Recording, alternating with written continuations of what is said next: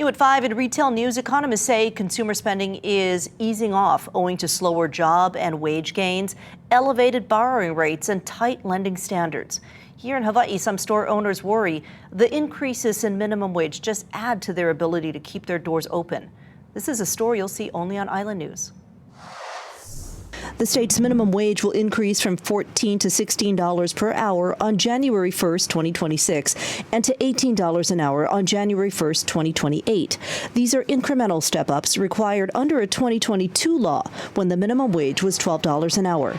I absolutely support that people need a livable wage. We also need a livable wage.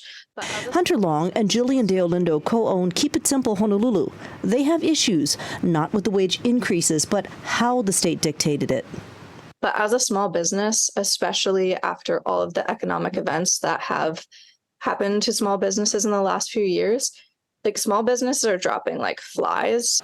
They say there's not a lot of support or measures to keep small businesses afloat.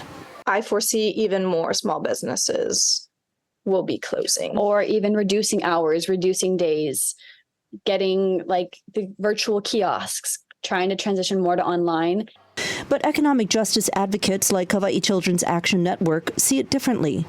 Tens of thousands of minimum wage workers who are our neighbors here in Hawaii, they rely on this wage to pay for their food and their rent and their basic necessities. And they're feeling the pressure of higher prices just like anyone. Wu cites Aloha United Way's survey in May that said, a single person with no kids needs $19.69 an hour just to survive here in Hawaii. Her group advocates for issues affecting children. She says 60% of minimum wage workers are women, and a quarter of those are mothers.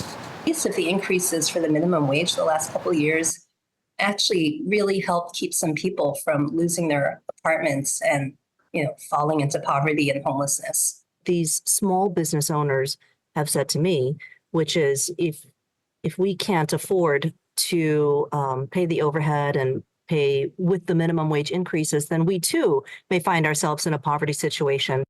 Long and Dale Lindo say small businesses are important to the economic ecosystem. We have over probably 50 local brands in here.